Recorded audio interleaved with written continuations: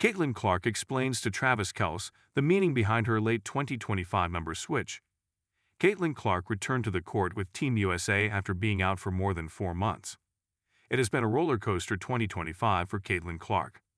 After a historic 2024 where she claimed Rookie of the Year honors and effectively changed the gravity of the WNBA, her 2025 campaign was cut cruelly short. An injury in July sidelined her after just 13 games with the Indiana Fever. Fortunately, the wait was over weeks ago. While in Durham, North Carolina, Clark looked like her old self when she joined 17 other WNBA standouts at Duke University for the USA women's basketball training camp. With the 2028 Los Angeles Olympics on the horizon, Clark, who says she finally feels 100% physically, is leading a youth movement that includes fellow young stars like Angel Reese, Paige Bueckers, and Cameron Brink. The chemistry was evident, but there was one glaring detail that caught everyone's attention: the missing number 22. Instead of her iconic jersey, Clark was sporting number 17, a change that she finally addressed in a candid conversation with some of the biggest names in the NFL. Caitlin Clark explains the number 17 to Travis and Jason Kelce. On the December 31st episode of the New Heights podcast, Caitlin sat down with Travis and Jason Kelce to talk about her return to the spotlight. Naturally, the brothers didn't miss the chance to ask why the most famous number 22 in basketball was nowhere to be seen at the Team USA camp.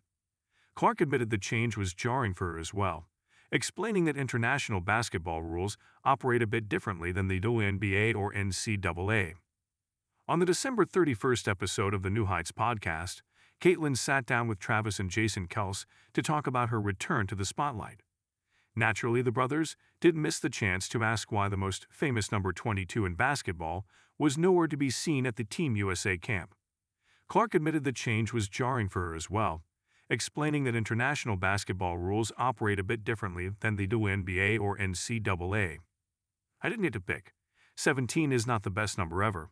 I wouldn't have picked that," Clark told the Kelce brothers. "We just get assigned a random number. If I eventually make the team, it's weird. In international basketball, I think it's 4 through 15.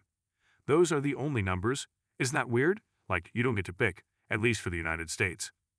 Despite the random number, Clark's pedigree remains undeniable. In her first professional year, she became the first rookie ever to record a triple-double, while setting the single-season assist record with 337 and rookie highs in scoring, 769 points, and three-pointers, 122. At just 23 years old and finally healthy, Clark is clearly focused on the long game. Missing Paris might have stung, but with the 2028 Olympics in her sights and her health back at 100%, the number on her back matters much less than the name on the front. For many fans, seeing Clark back on the court was a relief, but seeing her in a different jersey was a bit of a shock. Clark was one of 10 players making their senior team debut at the camp, a group that represents the future of the American dynasty. During the camp, Clark reunited with longtime junior teammates like Bueckers and Brink, with whom she previously won gold in junior competitions. For nearly 3 decades, the U.S. women's national team has solidified its standing as the most dominant unit in basketball history, having secured 8 straight Olympic gold medals since the 1996 Atlanta Games. The camp signals that the next generation is ready to uphold that gold standard.